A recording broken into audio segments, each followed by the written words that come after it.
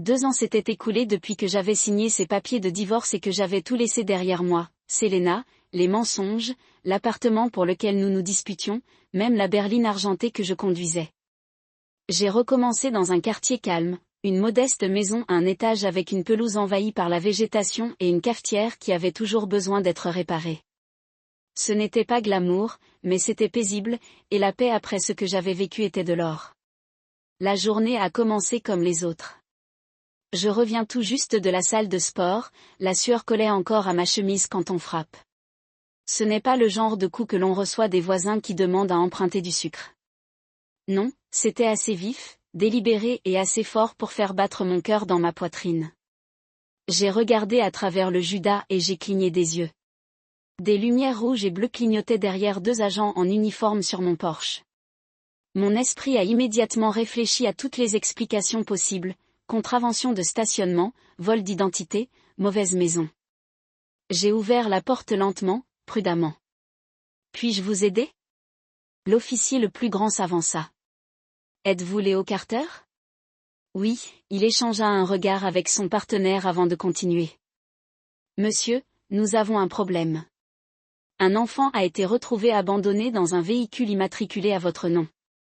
Nous avons besoin que vous veniez avec nous. Je me suis figé. Un enfant? Non, ce n'est pas possible. Je n'ai pas d'enfant. Son ton n'a pas changé. Monsieur, j'ai bien peur que nous ayons besoin que vous veniez au poste. Vous êtes actuellement répertorié comme propriétaire légal du véhicule.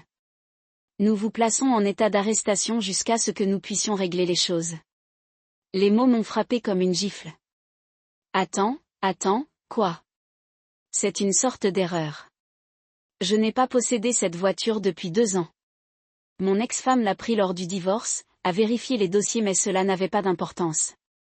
Ils m'ont lu mes droits, m'ont menotté sur mon Porsche en plein jour et m'ont conduit à l'arrière du véhicule. Les voisins regardaient à travers les rideaux.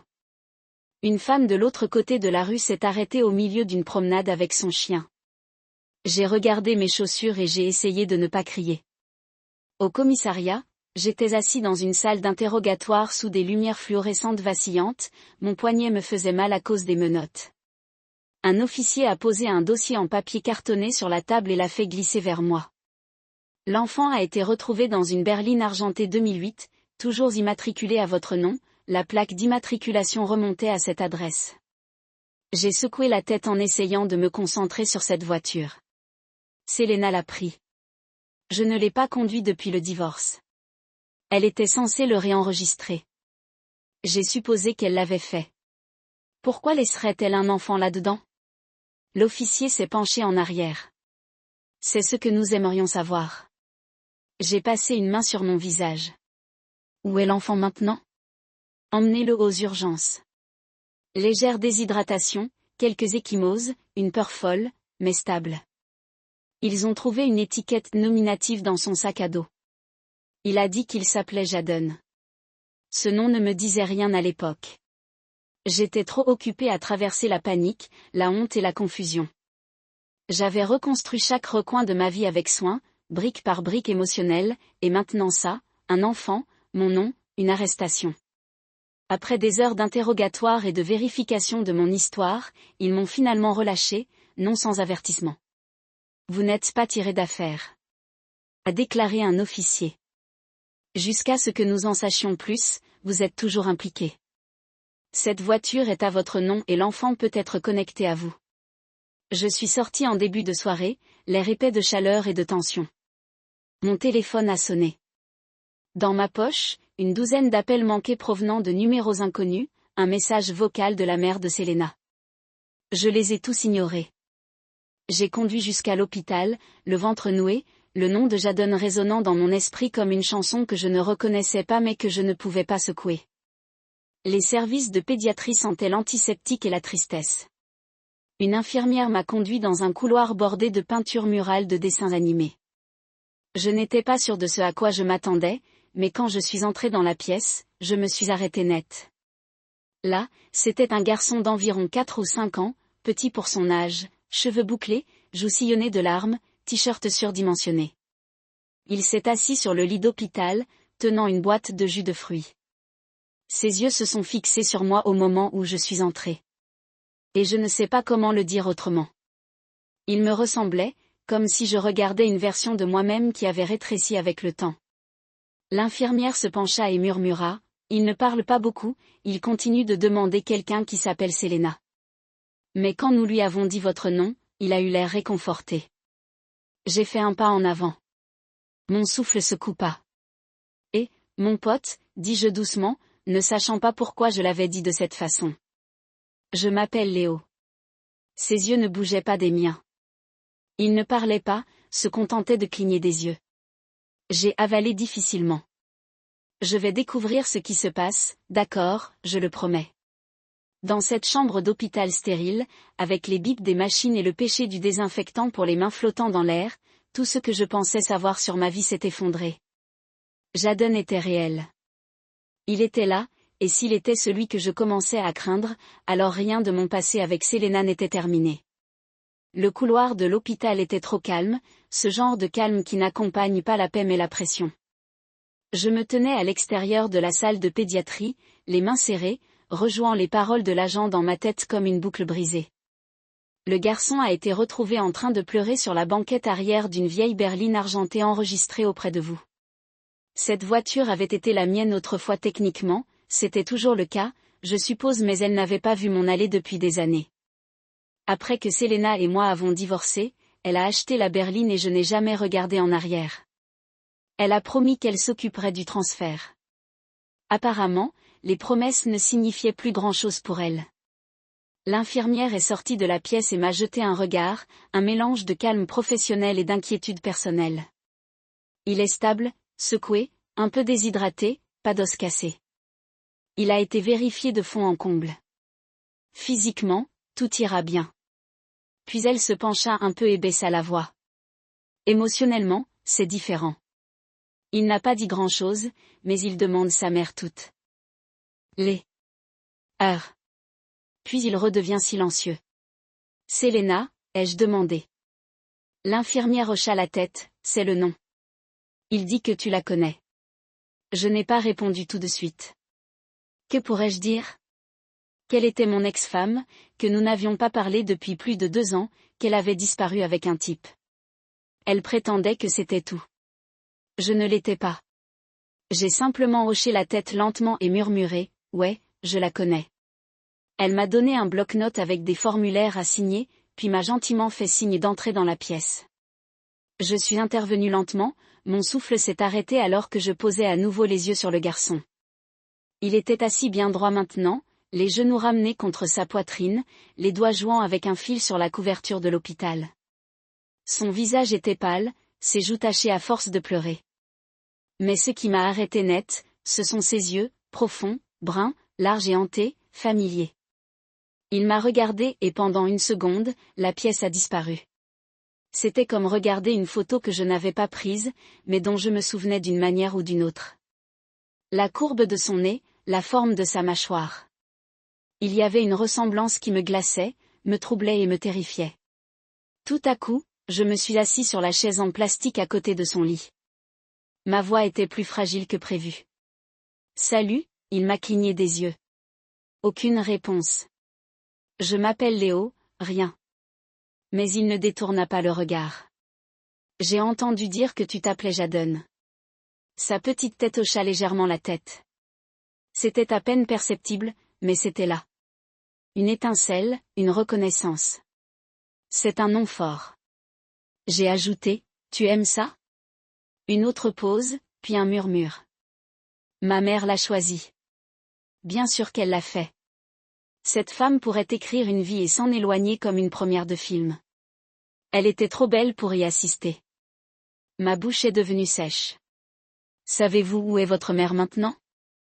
Il secoua la tête. Celui-là a frappé différemment. J'ai regardé la table de nuit où un petit lion en peluche avait été placé à côté d'une boîte de jus de fruits et de crackers. Quelqu'un avait essayé de le réconforter. Ce n'était pas suffisant. Ils ont dit, vous étiez dans une voiture. J'ai continué. Vous vous en souvenez? Son visage est tordu? Il n'a pas parlé. Ses petites mains se crispèrent sur la couverture. Je me penchai légèrement. C'est bon, tu n'es pas obligé d'en parler, j'essaie juste de comprendre ce qui s'est passé. Pendant longtemps, il n'a rien dit. Puis, juste au moment où je commençais à penser que je devrais arrêter de demander, il a murmuré, j'avais chaud. J'ai pleuré. Personne n'est venu. J'ai avalé difficilement, le cœur frappant l'intérieur de mes côtes. Je suis désolé que ce soit arrivé, Jadon, tu ne méritais pas ça. Personne ne le fait. Il m'a alors regardé, vraiment regardé, et pendant une fraction de seconde, ses yeux ont parcouru les miens, comme s'ils essayaient de se souvenir de quelque chose qu'on ne leur avait jamais dit, de quelque chose enfoui profondément dans le sang. Tu connais ma mère, demanda-t-il encore, sa voix plus douce, désormais tremblante. J'ai lentement hoché la tête. Ouais, il y a longtemps, nous étions proches. Es-tu mon papa? Les mots ont frappé plus fort que prévu. Je ne m'y étais pas préparé. Je ne savais même pas comment les traiter. Ma gorge s'est serrée. Je ne pouvais pas mentir, mais je ne pouvais pas confirmer ce que je ne savais pas. Alors je lui ai dit la vérité. Je ne sais pas encore, Jadon, mais je vais le découvrir. Il baissa les yeux comme s'il ne savait pas s'il devait être soulagé ou effrayé. Peut-être les deux. J'ai tendu la main doucement et j'ai posé ma main sur le bord de sa couverture. Pas un contact, juste une proximité. Il ne s'est pas éloigné. Je vais être là pour toi, d'accord? Pour la première fois depuis longtemps, quelqu'un qui restait signifiait quelque chose. Je suis resté pour le reste de la nuit, je suis resté sur une chaise en plastique avec un mal de dos, des questions sans réponse et un enfant qui pourrait être le mien. Mon ancienne vie était derrière moi, mais quelque chose de plus grand, quelque chose de plus lourd ne faisait que commencer, et il s'appelait Jadon. Jadon, le nom m'a frappé comme un coup de pied dans la poitrine au moment où l'infirmière l'a prononcé. J'ai dû m'asseoir. Mes jambes m'ont lâché là, dans le couloir à l'extérieur de la salle de pédiatrie. Le nom n'était pas seulement familier, il était sacré, pas quelque chose qu'on entend dans la rue et qu'on oublie 5 minutes plus tard. C'était le nom de Selena, et je murmurais tard dans la nuit, quand nous faisions encore comme si notre avenir était réel. Quand nous faisions encore des listes de prénoms de bébés, nous accrochant à chaque syllabe comme si c'était une promesse, Jadon avait été notre premier choix. À l'époque où nous parlions des enfants comme s'ils étaient inévitables et non facultatifs. Nous avons même plaisanté une fois sur le fait qu'il avait hérité de mon sourire tordu et de ses épais cheveux noirs. C'était avant que tout ne se détériore, avant que les mensonges ne s'entassent dans les coins tranquilles de notre maison avant la grossesse. Cela n'est jamais venu, du moins c'est ce que je pensais. Maintenant, j'étais là dans un couloir d'hôpital avec ce nom qui transperçait mon passé comme une lame dentelée. Je me levai et retournai dans la pièce. Jadon coloriait tranquillement sur un morceau de papier d'imprimante que l'infirmière lui avait donné.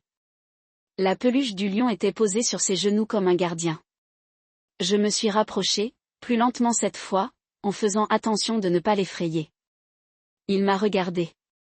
Pas de mots, juste encore ses yeux. Tu te sens un peu mieux? J'ai demandé doucement, un signe de tête. J'ai rapproché la chaise du lit et m'y suis assis, les coudes sur les genoux, le cœur battant. Puis-je vous demander quelque chose? Il fit une pause puis hocha lentement la tête. Connaissez-vous le nom complet de votre mère? Il se mordit la lèvre inférieure, Selena, Carter. Elle n'a jamais changé de nom de famille après le divorce. Ce détail n'aurait dû rien dire, mais c'était le cas.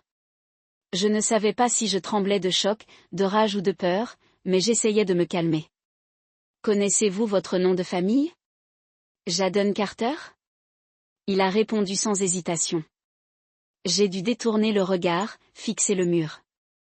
Quelque chose dans ma poitrine, à des endroits que je ne connaissais pas, fonctionnait toujours. Tu vas très bien, mon pote. J'ai réussi à dire merci de me l'avoir dit. Il sourit à peine et ce sourire bon sang c'était le mien, pas seulement métaphoriquement. J'avais vu exactement ce sourire narquois dans le miroir. Après avoir réussi une bonne blague, j'ai senti le sang couler de mon visage. Tout ce à quoi je pouvais penser, c'était, comment Selena a-t-elle pu me cacher ça? Je sortis dans le couloir, le cœur battant. J'ai sorti mon téléphone et fait défiler les contacts que je n'avais pas touchés depuis des années jusqu'à ce que je trouve le numéro de sa mère. J'ai hésité, puis j'ai appelé. Cela sonna une fois, deux fois, puis elle décrocha Léo. La voix était instantanément familière, fatiguée, plus âgée maintenant, mais définitivement la sienne. J'ai besoin de réponses, dis-je catégoriquement. Il y a un garçon ici. Il s'appelle Jadon, il me ressemble. Il dit que Selena est sa mère. Et devinez quoi? La voiture dans laquelle il a été retrouvé, celle dans laquelle elle l'a laissé. Elle m'était toujours enregistrée. Son silence en disait long. J'ai besoin de connaître la vérité. J'ai continué, la mâchoire serrée. Est-il à moi? Son souffle s'est coupé à l'autre bout du fil. Léo, je ne savais pas qu'elle ne te l'avait pas dit. Je pensais que tu savais quoi, qu'elle avait un fils avec moi. Il y a eu une pause si longue que j'ai cru qu'elle avait raccroché. Puis vint la réponse discrète, oui, le couloir vacillait autour de moi. J'ai appuyé ma main contre le mur. Selena ne voulait pas que tu le saches, murmura-t-elle. Elle a dit que ça compliquerait les choses, elle a dit que tu étais trop concentré sur ton travail, ta carrière, que tu n'étais pas prêt. Elle avait peur que tu la quittes. Elle m'a quitté. J'ai craqué. Elle a triché, elle s'est éloignée. Elle a vidé ma vie et ne m'a laissé rien d'autre qu'un canapé et une facture de stockage. Et vous me dites qu'elle a aussi emmené mon fils. Sa voix se brisa. Elle ne l'a pas bien géré. Elle pensait qu'elle te le dirait un jour. Mais ensuite elle a rencontré cet homme, celui avec qui elle est partie, et quand tout s'est effondré, elle n'a plus pu s'en sortir. Elle n'était pas saine d'esprit, Léo. Ça n'explique pas le fait de laisser un enfant, son enfant, dans une voiture verrouillée en plein été. Je sais qu'elle a dit, les larmes sont audibles. Maintenant je sais que je lui ai dit que c'était impardonnable, mais elle était désespérée. Elle a dit qu'elle allait le laisser avec. Vous avez dit qu'elle s'était garée près de chez vous. Elle s'est garée à 4 pâtés de maison. Pas de message, pas d'appel, je viens de le quitter. Je suis désolée, Léo, je le suis vraiment. J'ai raccroché. Je n'avais pas confiance en moi pour continuer à parler. Quand je suis revenue dans la chambre d'hôpital, Jadon dormait, sa tête appuyée contre la peluche du lion. L'infirmière baissait les lumières. Il va bien, ai-je demandé. Elle hocha la tête. Il aura besoin de beaucoup de soutien, mais il est résilient et il semble vous apprécier. Je l'ai regardé longtemps, mon fils. Je n'avais pas encore les résultats des tests, mais je savais que mes tripes le savaient, mes os le savaient, et je détestais qu'on m'ait volé ces 4 années. Ses premiers mots, ses premiers pas, son premier tout. Je me suis penchée plus près, chuchotant dans le silence. J'aurais dû savoir pour toi, gamin. Je suis désolée de ne pas l'avoir fait, mais je suis là maintenant et je ne partirai jamais. Jadon bougea mais ne se réveilla pas. Je me rassis éveillé, non plus comme un étranger, mais comme un homme au bord de la paternité. Il était minuit passé lorsque mon téléphone sonna. J'étais assis dans la chambre d'hôpital sombre depuis des heures à regarder Jadon dormir. Le bip régulier des machines se mêlait au bourdonnement de la climatisation, mais cet appel traversait le silence comme un scalpel. Je n'ai pas reconnu le numéro, mais quelque chose dans mon instinct m'a dit de répondre. Ma voix était basse, prudente, bonjour Léo. La voix à l'autre bout du fil était frénétique, se brisant entre les sanglots. Il m'a fallu une seconde pour le situer, la mère de Selena, Marissa. Je me levai en entrant dans le couloir en baissant la voix. Marissa, oh mon Dieu, Léo, je viens de le découvrir. Je ne savais pas c'est Selena. Elle, Shay, a dit qu'elle laissait Jadon avec toi. Elle a dit que tu comprendrais. Elle l'a laissé dans une voiture, Marissa, une voiture seule dans la chaleur. Mes mots étaient plus tranchants que je ne le pensais, mais la rage montait. Elle ne m'a rien dit. La seule raison pour laquelle je l'ai découvert, c'est parce que les voitures étaient toujours immatriculées à mon nom et que la police m'a arrêté. Je sais, je suis vraiment désolée. Elle a pleuré. Selena n'a dit à personne où elle allait. Je pensais qu'elle était avec son petit ami, mais il l'a quittée, a pris tout leur argent et s'est enfui. Elle n'avait ni travail, ni maison. Elle vit dans un motel. Elle ne va pas bien. J'ai fermé les yeux. Ne pas bien est une chose, abandonner un enfant en est une autre. Elle a paniqué, Léo, murmura Marissa. Elle a dit qu'elle avait laissé Jadon chez toi. Non, elle ne l'a pas fait. Elle l'a laissé à l'arrière d'une voiture sans mots. Ce garçon était assis là, effrayé et en sueur, pleurant, jusqu'à ce que quelqu'un le trouve. Ce n'est pas de la panique, c'est de la négligence, silence. Vraiment? Sa voix tremblait. Est-ce qu'il va bien? Il le saura. Mais il ne la demande pas. Pas une seule fois. Je pouvais entendre sa respiration tremblante et inégale. Elle ne savait pas quoi faire d'autre. Elle disait qu'elle ne pouvait plus prendre soin de lui, qu'elle lui gâchait la vie, pensa-t-elle. Elle pensait que si elle le laissait avec toi, ce serait mieux pour lui. Et elle n'a jamais pensé à me demander, à m'appeler, à me donner une foutue chance. Je faisais maintenant marcher mon cœur comme un tambour de guerre. Elle m'a volé 4 ans de la vie de mon fils. Elle a pris cette décision toute seule. Je sais que Marissa a murmuré. Mais s'il te plaît, Léo, quoi qu'il arrive, ne punis pas Jadon pour ses choix. Ma gorge se serra. Je ne le ferai pas, je ne pourrai pas. J'ai raccroché sans ajouter un mot. Il n'y avait plus rien à dire. Je me suis retournée et j'ai regardé à travers la petite fenêtre de l'hôpital la chambre de Jadon. Il était recroquevillé sous la couverture, une main tenant toujours ce lion en peluche. Sa bouche s'entr'ouvrit légèrement dans le sommeil. Ma poitrine me faisait mal, pas seulement à cause de la trahison, pas seulement à cause de la perte, mais à cause du poids de ce qui avait été introduit dans ma vie.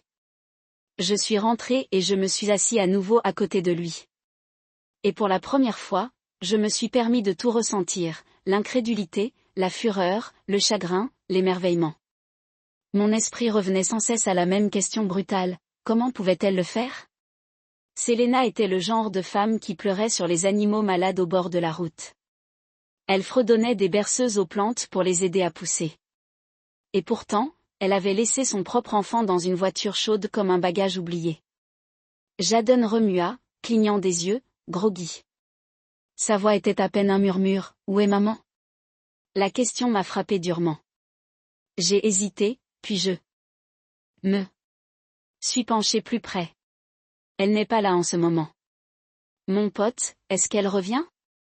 Je voulais dire oui, je voulais offrir du réconfort enveloppé de mensonges faciles, mais je ne pouvais pas lui faire ça. On lui avait déjà trop enlevé. Je ne sais pas. J'ai dit doucement, mais je suis là et je ne vais nulle part. Il m'a regardé pendant un moment, ses lèvres tremblantes, puis s'est glissé sur mes genoux comme si c'était quelque chose qu'il avait fait 100 fois auparavant. Il s'y adaptait parfaitement, comme à sa place. J'enroulai lentement mes bras autour de lui, craignant de gâcher ce moment. Il enfouit son visage dans ma poitrine et poussa un léger soupir. Plus tard dans la nuit, je suis restée avec lui jusqu'à l'aube. Je n'ai pas dormi, je n'ai pas bougé. Je l'ai juste tenu dans mes bras et j'ai pensé à tout.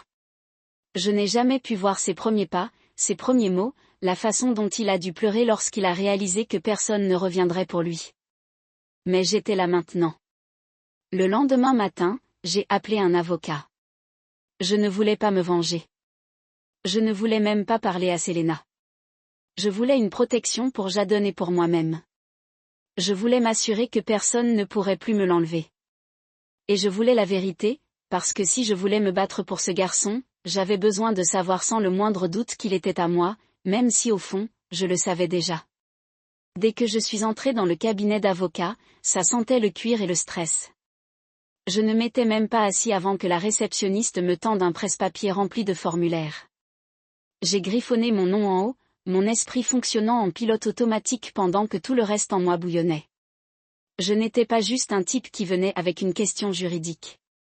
J'étais un homme à la recherche de la vérité sur un enfant qui pourrait être le sien. Le garçon dormait à l'hôpital, tenant un lion en peluche comme si c'était une armure, et j'étais là pour essayer de trouver comment le protéger du chaos dans lequel il était né. L'avocat était calme, boutonné, la quarantaine, avec des cheveux gris acier et le genre de voix qui ne s'élevait pas sauf en cas de nécessité. Il s'appelait Victor Greer. Il écoutait sans interrompre, sauf pour griffonner des notes ou hausser un sourcil.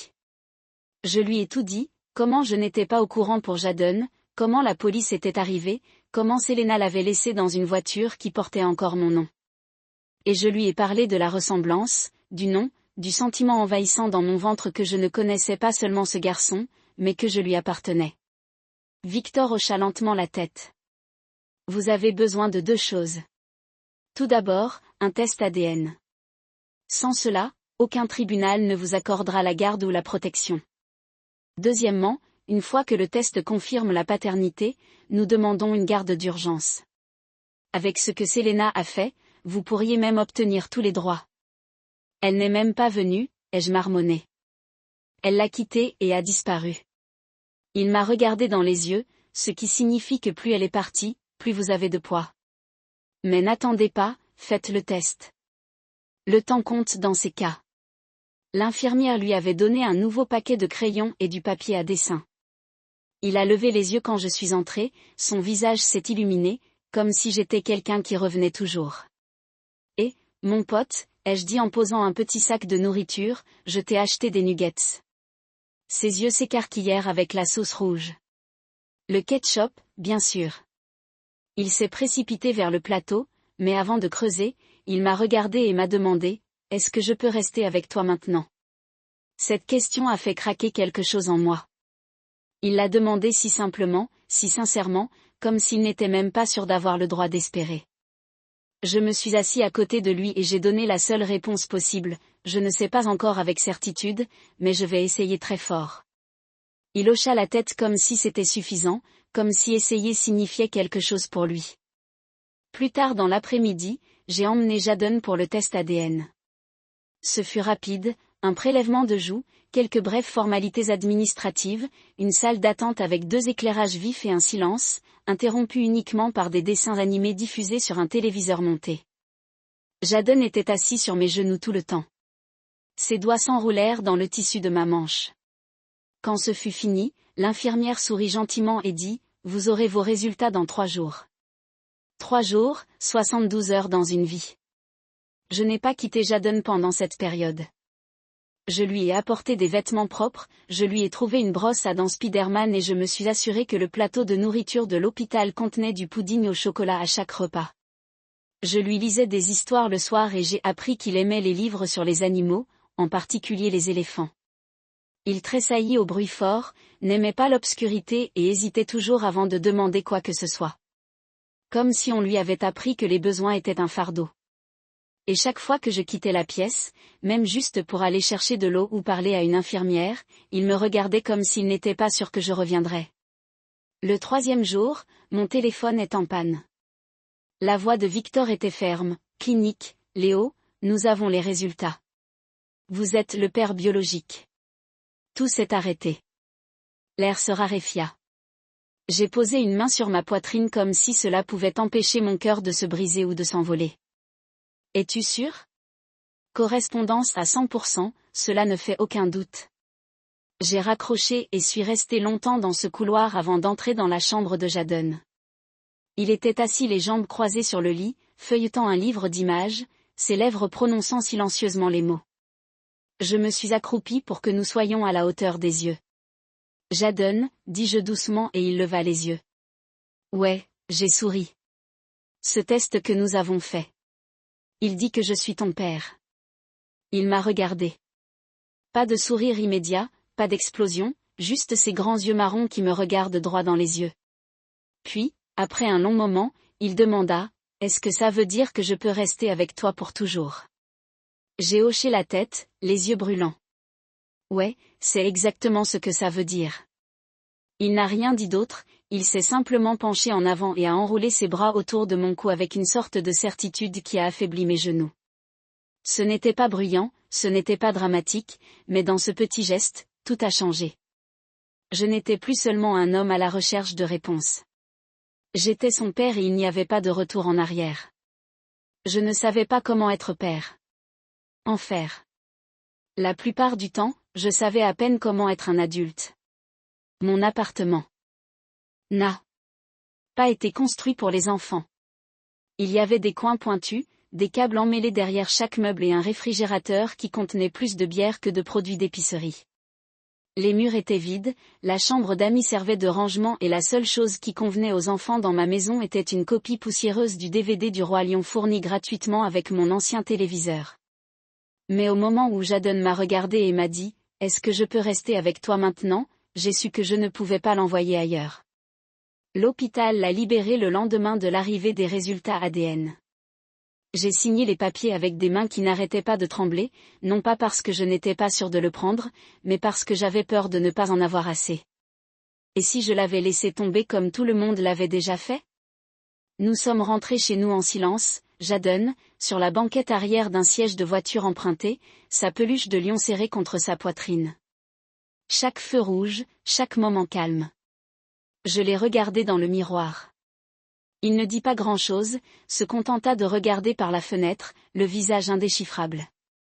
Lorsque nous sommes arrivés sur le parking de mon appartement, il a regardé le bâtiment en plissant les yeux et a demandé « Est-ce un hôtel ?» Non, j'ai souri. C'est chez nous. Il m'a suivi lentement à l'étage, son petit sac à dos rebondissant contre ses épaules. Quand j'ai ouvert la porte, j'ai soudain vu l'appartement à travers ses yeux. Comme c'était vide, comme il faisait froid. Pas de tableau au mur, pas de couleur, pas de douceur. Il entra et resta immobile, ses yeux parcourant un coin après l'autre. J'ai laissé tomber mes clés dans le bol près de la porte et je me suis agenouillée à côté de lui. Ce n'est pas encore parfait, ai-je dit honnêtement, mais nous pouvons le faire notre ensemble. Ce soir-là, je lui ai donné la chambre d'amis. Après avoir vidé 2 valises, une boîte de cordes emmêlées et un jeu d'haltères que je n'avais pas utilisé depuis 1 an. J'ai posé de nouveaux draps, trouvé une vieille lampe dans un placard et branché une veilleuse que j'avais achetée en rentrant chez moi. Je n'avais pas grand-chose, mais j'avais un début. Les premiers jours ont été difficiles. Jadon était poli au point d'être déchirant. Il a dit « Merci pour toute décollation avec de l'eau ». Même quand je lui tendais une serviette propre, il ne demandait jamais de seconde, ne se plaignait jamais. La nuit, je l'entendais remuer dans son sommeil, marmonnant parfois le nom de Selena ou pleurant si doucement que ça me brisait en deux. J'ai commencé à garder sa porte entr'ouverte et la mienne ouverte, juste au cas où il aurait besoin de savoir que quelqu'un était proche. Mais petit à petit, quelque chose a changé. Je lui ai fait des crêpes un matin, je les ai brûlées, bien sûr, et j'ai essayé de les récupérer avec des smilets dessinés au sirop. Quand j'ai posé l'assiette devant lui, s'attendant à un remerciement discret, comme toujours, il a regardé les gouttes aux formes étranges et a éclaté de rire. « Tu as fait un monstre » cria-t-il. J'ai cligné des yeux, « Excusez-moi. » Il désigna le visage en crêpe, un œil plus gros que l'autre, la bouche dégoulinante de sirop.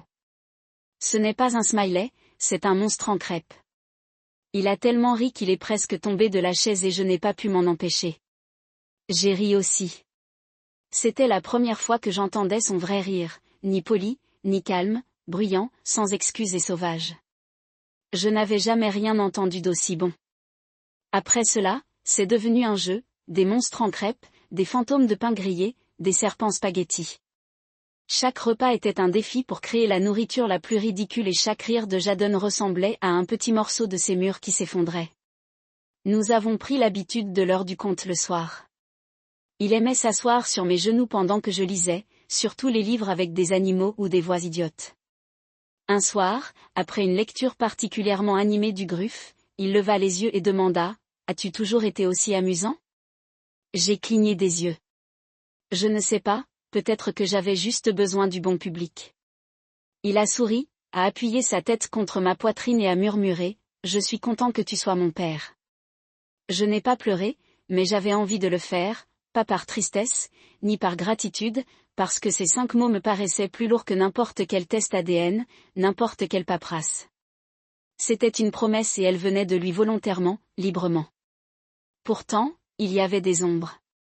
Jadon n'a jamais mentionné Selena, pas une seule fois. Pas quand nous avons croisé des femmes dans le parc, pas quand je lui ai demandé s'il voulait appeler grand-mère Marissa. Il s'arrêtait à chaque fois que le sujet s'approchait, son sourire disparaissant comme si quelqu'un actionnait un interrupteur. Je n'ai pas poussé, je me suis juste assuré qu'il savait qu'il était en sécurité, que je restais. J'ai pris quelques semaines de congé. Le travail brûlait chaque jour de vacances. Je devais juste être à la maison avec lui. Nous avons passé la matinée à construire des forts en oreiller, l'après-midi à dessiner des dinosaures sur du papier d'imprimante et les soirées à chasser les bulles dans le petit carré d'herbe à l'extérieur du bâtiment. Je l'ai vu passer de méfiant à curieux, de calme à joueur. Un soir, il se tenait sur le canapé, une couverture nouée autour du cou, les bras tendus comme des ailes. « Je m'appelle Jadon le Brave », a-t-il crié. « Oui, c'est vrai », dis-je depuis la cuisine, en souriant si fort.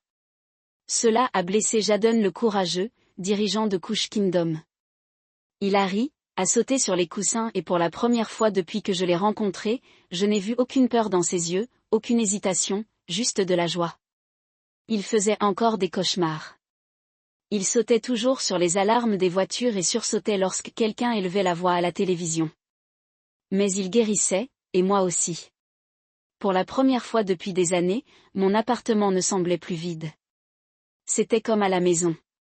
C'était un samedi matin calme, des dessins animés jouaient doucement à la télé, Jadon par terre avec ses figurines de dinosaures, l'odeur des œufs brouillés persistait encore dans l'air. Je commençais enfin à avoir l'impression que nous avions un rythme, rien de parfait à part le nôtre. Je venais de verser ma première tasse de café lorsqu'un coup a brisé le calme. Pas du genre doux voisin. Celui-ci était vif, intentionnel, exigeant. J'ai ouvert la porte et la dernière personne que je m'attendais à voir se tenait là, Selena, les cheveux tirés en chignon crépus, ses vêtements accrochés à elle comme s'ils n'avaient pas été lavés depuis des semaines. Ses yeux étaient pâles, enfoncés et ses lèvres gercées. Elle ressemblait à un fantôme. D'elle-même. Si le fantôme n'avait pas dormi depuis des jours et portait une tempête dans sa poitrine, ma prise sur la porte se resserra. « Que faites-vous ici ?»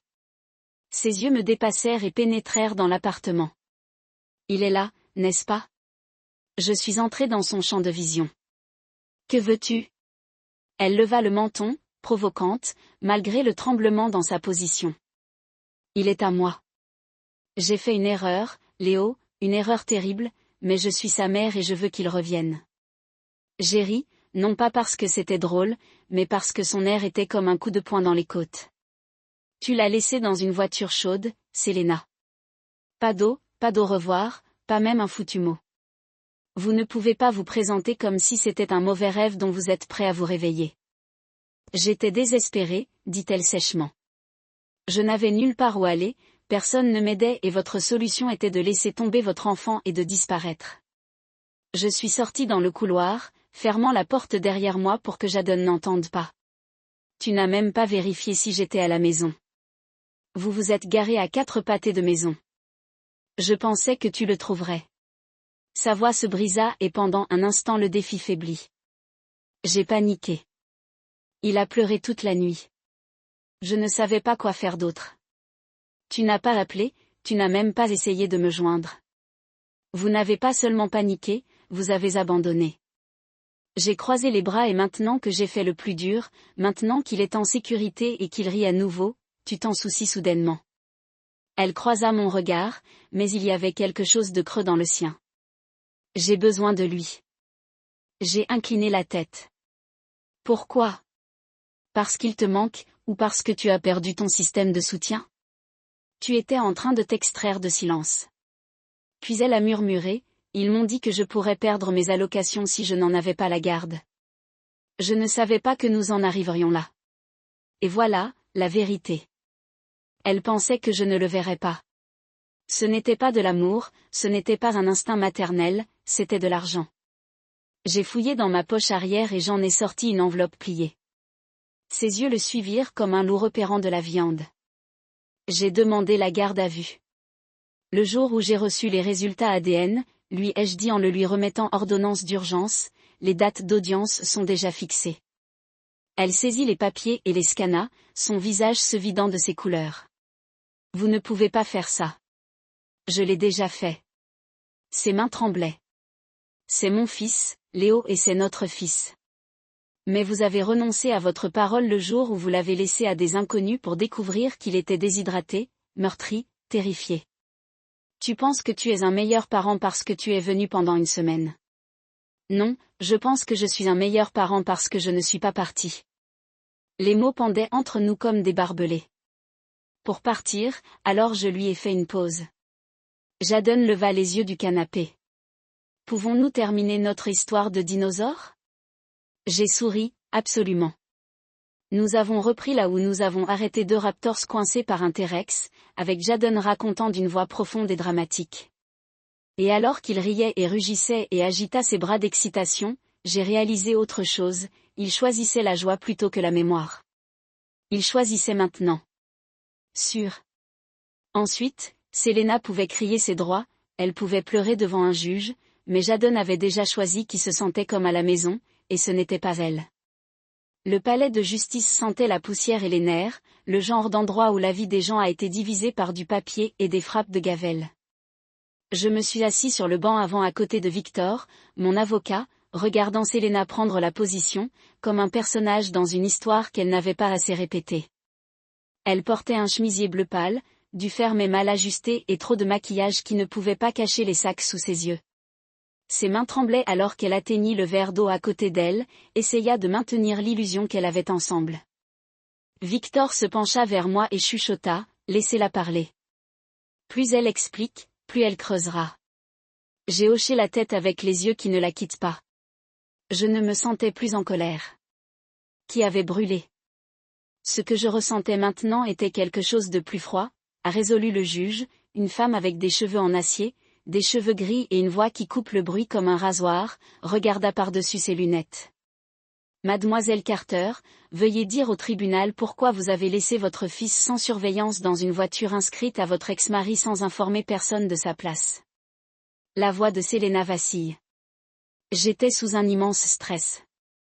J'ai perdu mon emploi, mon partenaire m'a quitté et je n'ai eu aucun revenu. Je pensais que Léo trouverait Jadon. Je me suis garé près de son adresse, je pensais que c'était plus sûr qu'un refuge. Victor n'a pas interrompu. Il était assis calmement en feuilletant le dossier devant lui. Le juge a poursuivi son expression illisible. Saviez-vous que votre fils a été trouvé dans un véhicule un jour de 90 degrés sans nourriture ni eau, et que la voiture était verrouillée? Je ne voulais pas le blesser, dit-elle rapidement. Je ne savais pas quoi faire d'autre. C'était sa défense. Un haussement d'épronation de désespoir. Quand c'était notre tour, Victor se leva comme s'il attendait ce moment toute la semaine. Il s'est approché du banc avec un contrôle silencieux et a ouvert notre dossier. Votre honneur.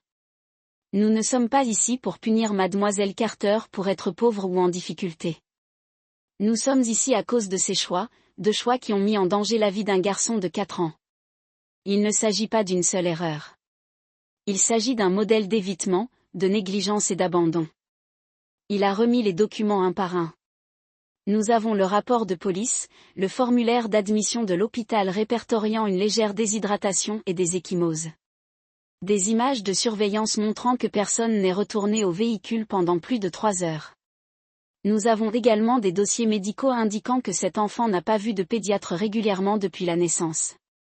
Selena se tortilla sur son siège, Victor se tourna vers la galerie où je me suis assis avec Jadon sur mes genoux. Et enfin, votre honneur, nous avons le propre comportement de l'enfant. Jadon est sous la garde de Monsieur Carter depuis l'incident. Il dort toute la nuit, assiste à Prec sans problème et a formé un lien sûr avec son père. Il ne demande pas mademoiselle Carter. Il montre des signes de traumatisme émotionnel, oui, mais aussi des signes de guérison. Le juge s'arrêta, nous regardant tous les deux. Puis elle a regardé Selena. Avez-vous autre chose à dire avant de prendre ma décision? Selena se tenait, des larmes se formant. C'est mon bébé, chuchota T.L. Il est la seule bonne chose que j'ai jamais eue. Je sais que j'ai gâché, mais je veux une autre chance. Le juge a laissé le silence pendre. Puis elle ajusta ses lunettes, s'éclaircia la gorge et parla. Mademoiselle Carter, votre lutte est évidente, mais cela n'excuse pas la mise en danger imprudente d'un enfant. Monsieur Carter a pris la responsabilité là où vous ne l'avez pas fait. Il a fourni de la stabilité, des soins dans un environnement sûr. Par conséquent, j'accorde une garde légale et physique complète à Monsieur Léo Carter, vous n'aurez aucun droit de visite jusqu'à ce que cette cour voie une amélioration suffisante dans votre situation et un plan clair pour les contacts supervisés. Selena Gast, non, s'il vous plaît, non. Mais le juge s'était déjà tourné vers l'élément suivant du dossier. Selena se tenait gelée, sa bouche bougeant, mais aucun son ne sort. Elle m'a regardé, désespérée, vaincue, pour la première fois, je ne détournais pas le regard. Je n'en avais pas besoin, chuchota-t-elle. Vous avez ruiné ma vie. Je me tenais lentement, Jadon reposant sa tête sur mon épaule. Tu t'es éloignée, dis-je doucement. Je viens de ramasser ce que tu as laissé derrière, elle s'est effondrée sur sa chaise. Alors que je transportais Jadon de la salle d'audience, l'air à l'extérieur était plus frais qu'il ne l'avait fait dans des semaines, comme une tempête s'était écoulée, et l'épave était derrière nous dans le parking. Jadon remua et leva les yeux. Avons-nous gagné? J'ai souri et embrassé le haut de sa tête. Ouais, mon pote, nous l'avons fait. Nous sommes rentrés chez nous en silence, mais ce n'était plus le genre maladroit. C'était le genre de calme qui suit la clarté. Jadon s'est endormi dans son siège d'auto à mi-chemin, sa peluche de lion glissa sous son bras, et alors que je le regardais dans le rétroviseur, je savais quelque chose de profondément dans mes os, nous ne survivions plus. Nous commencions. Personne ne vous prépare pour les moments calmes de la paternité, ceux qui viennent lorsque le chaos meurt. Pas les batailles d'audience ou les visites d'hôpital d'urgence, mais les matins simples lorsqu'une petite voix appelle « Papa » et vous vous rendez compte que c'est vous qu'ils en appellent, non pas parce que quelqu'un leur a dit, mais parce qu'ils le signifient. La première fois que Jadon m'a appelé papa, c'était un mercredi soir. Il se tenait devant le miroir de la salle de bain se brossant les dents avec une brosse à dents bleues. Je le laisserai choisir au magasin. J'étais dans le couloir pliant des serviettes, l'écoutant bourdonner la chanson de l'alphabet entre les pinceaux.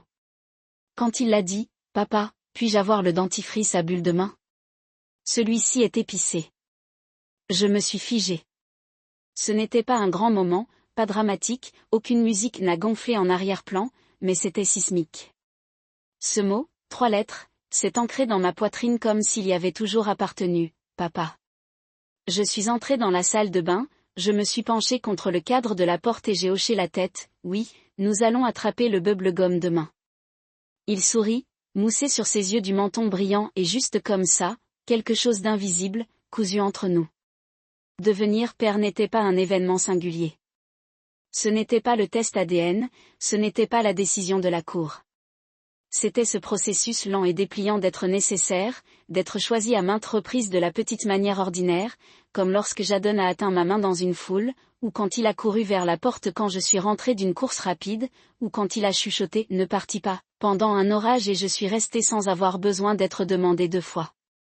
Mais ce n'était pas facile. Il y avait des cauchemars, des cris hurlantes au milieu de la nuit, mais il s'avère que le silence n'était que le début d'un nouveau, un meilleur. Devenir père ne faisait pas partie d'être parfait. Il s'agissait de se présenter tous les jours, même lorsque vous êtes épuisé, même lorsque vous avez peur, même lorsque vous n'êtes pas sûr d'être suffisant. Jadon n'avait pas besoin de parfait. Il avait juste besoin de moi, et je n'arrêterai jamais d'être exactement ça. 5 ans se sont écoulés. Les 9 de Jadon maintenant plus grands, plus nets, plein de questions qui se dégradent avant de pouvoir même cligner des yeux. Il a cette habitude de se glisser sur les sourcils quand il pense, tout comme moi. Il aligne parfaitement sa boîte de céréales avec le bord de la table. Il demande pourquoi le soleil se couche, pourquoi certains oiseaux volent dans un V et pourquoi certaines personnes partent même lorsqu'ils disent qu'ils vous aiment. Il n'a pas peur des réponses. Il veut la vérité. Il a toujours voulu la vérité. La semaine dernière, il m'a dit qu'il voulait être pompier. Nous étions à la table de la cuisine travaillant sur un projet scolaire sur les aides communautaires. Je lui ai juste demandé qui il admirait le plus, s'attendant à ce qu'il dise son professeur préféré ou un héros de dessin animé. Au lieu de cela, il a levé les yeux et a dit « Je veux sauver les gens comme vous m'avez sauvé ». Je ne pense pas avoir dit quelque chose pendant 1 minute complète. Ma gorge s'est fermée si vite. J'ai dû m'excuser et faire semblant d'avoir renversé quelque chose juste pour clignoter les larmes. Je me suis tenu à l'évier et j'ai regardé le robinet courir, prétendant qu'il était plus fort qu'il ne l'était, juste pour qu'il n'entende pas le son de mon cœur s'ouvrir à nouveau de la meilleure façon possible. Il ne se souvient pas beaucoup de cette journée dans la voiture. Parfois, je l'attrape en essayant de se présenter pendant les promenades en voiture ou de se taire lorsque nous passons la rue où il a été retrouvé.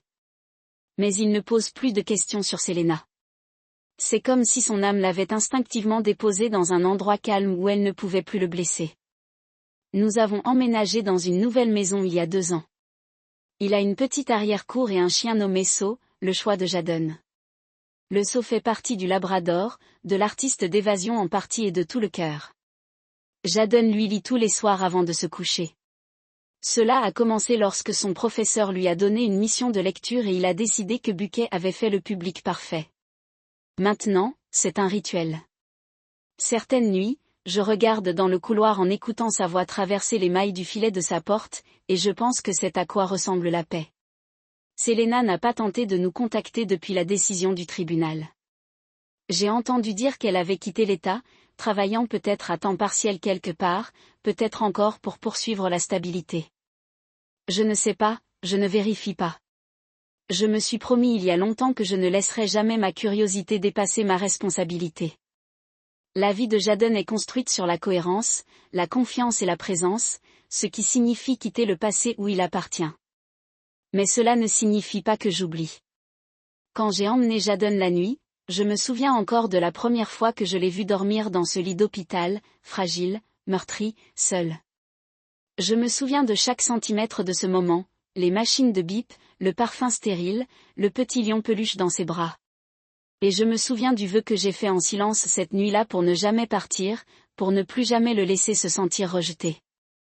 J'ai gardé ce vœu tous les jours depuis que la paternité m'a appris que l'amour n'est pas seulement un sentiment. C'est une série de petites actions sacrées. Il emballe le déjeuner avec la croûte coupée car il dit que les bords ont le goût du carton. Il s'inscrit à des conférences de parents d'enseignants, même lorsque le travail est fou. Il est agenouillé sur le sol avec lui quand il est submergé, respirant avec lui jusqu'à ce que la tempête dans sa poitrine se calme. C'est apprendre la différence entre donner de l'espace et abandonner. La chambre de Jadon est un musée de croissance, le crayon art des lignes de maternelle, le mur à côté des ensembles Lego et des affiches de pompiers. Il veut le peindre en rouge maintenant, le vrai pompier rouge. Il dit que nous le ferons ce week-end, même si cela devient désordonné, surtout si cela devient désordonné. Il ne se contente pas de devenir un bon garçon, il devient gentil. Le mois dernier, il a défendu un camarade de classe qui était taquiné à propos de ses vêtements, a déclaré aux autres enfants, « Vous ne savez pas ce que les gens passent à la maison. » Son professeur m'a appelé pour dire à quel point je devrais être fière. J'étais déjà, et parfois, quand il ne le sait pas, je regarde. Je le vois faire des choses qui me font mal au cœur de la meilleure façon, tenir la porte des étrangers, attacher le lacet d'un ami, caresser le seau comme s'il était la créature la plus précieuse du monde. Ce ne sont pas des choses que je lui ai appris directement. Ce sont des choses qu'il a absorbées parce que les enfants ne deviennent pas qui nous leur disons d'être. Ils deviennent qui nous sommes. Alors je continue d'essayer. Je brûle encore parfois des crêpes, je suis toujours frustrée lorsque la journée dure et que la maison est en désordre.